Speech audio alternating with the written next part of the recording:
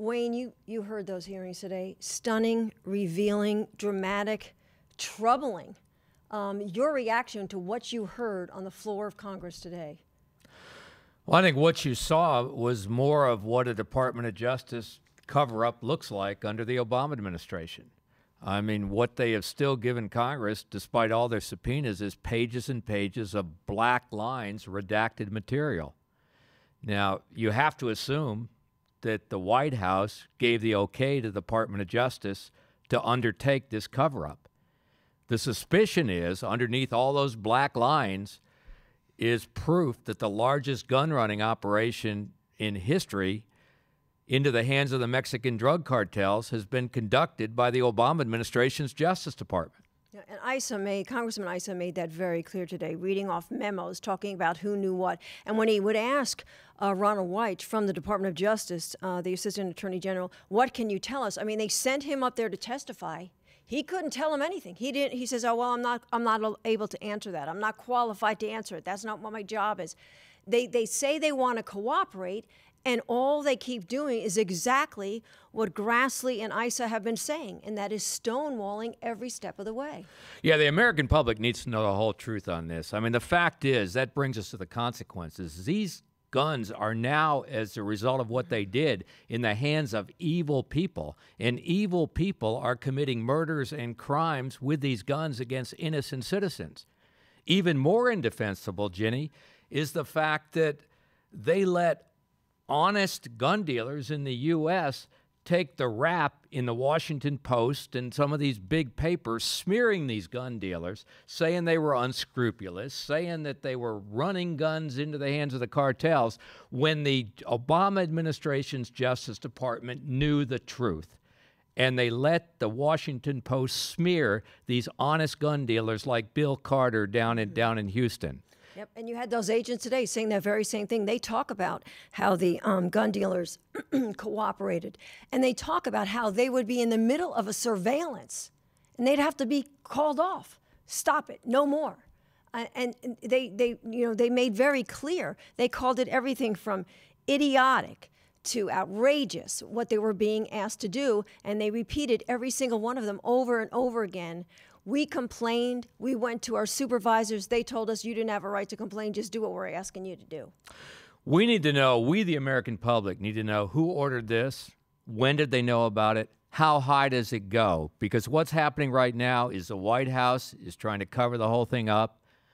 Eric Holder's Department of Justice is trying to cover the whole thing up and spin it. And there's an internal war going on ATF on this whole subject. And the American public deserves to know the truth. Every media outlet in this country should be putting a camera in President Obama's face and saying, will you order your Attorney General to comply with congressional subpoenas so the American public knows the truth about this rotten, fast and furious gun-running operation your department and your administration ran into the hands of the Mexican drug cartels, yes, while you were laying the blame on the Second Amendment freedoms of law-abiding citizens in the United States of America. And you had the family of Border Patrol Agent Brian Terry, who was murdered, and 2 of the guns found at the scene traced to this whole operation, sitting there. And that's all they were asking for, is we want to know his death wasn't in vain. We want to get to the truth. Can you imagine how that family must feel sitting there watching that and just, and obviously hearing that the very people Brian Terry worked for didn't have the commitment and the pride that he did for his job. You know the sad thing about that? When this was first put in front of the Department of Justice, what they had done, what they mumbled was, well, in order to make an omelet, you got to break a few eggs. Well, one of those eggs apparently has turned out to be Agent Brian Terry. I mean, broken eggs and dead innocent people, that can't be a metaphor that we let stand. I mean, does anyone in this country think it's okay what they did? They crossed the line, and they need to be held accountable by the American public. Absolutely, and it was an eye-opener to listen and see what went on there today.